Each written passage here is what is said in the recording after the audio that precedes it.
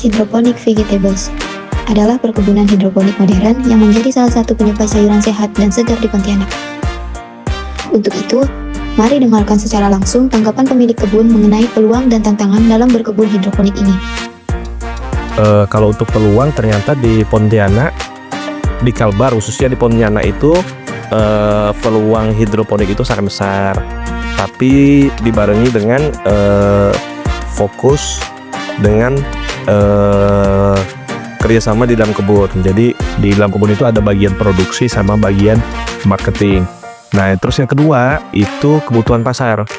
Ternyata di Pontianak ini kebutuhan pasar akan sayur itu belum cukup terpenuhi. Jadi di pasar itu cuma petani konvensional bisa mensupport sayur-sayuran itu sekitar 40-50%.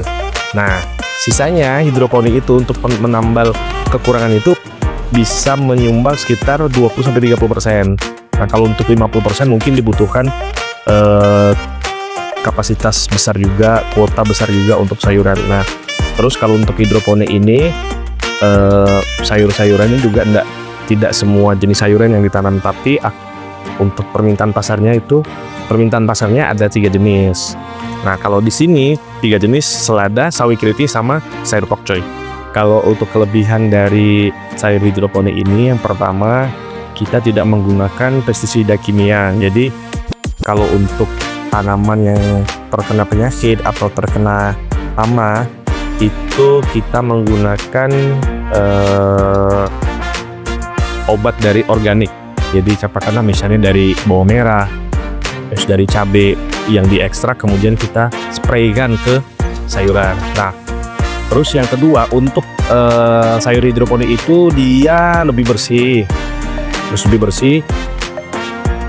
dengan panennya itu lebih cepat karena kebutuhan akan nutrisi di pupuk hidroponik itu tergantung bagaimana kita memberikan dosis yang sesuai untuk tanaman tersebut. Jadi lebih cepat dan intinya lebih sehat, lebih bersih karena tidak ada menggunakan pestisida kimia. Bahkan untuk limbah air dan sisa sayuran bisa dikelola menjadi pakan ikan di kolam. Lalu, bagaimana dengan tanggapan masyarakat secara langsung terhadap sayuran hidroponik ini?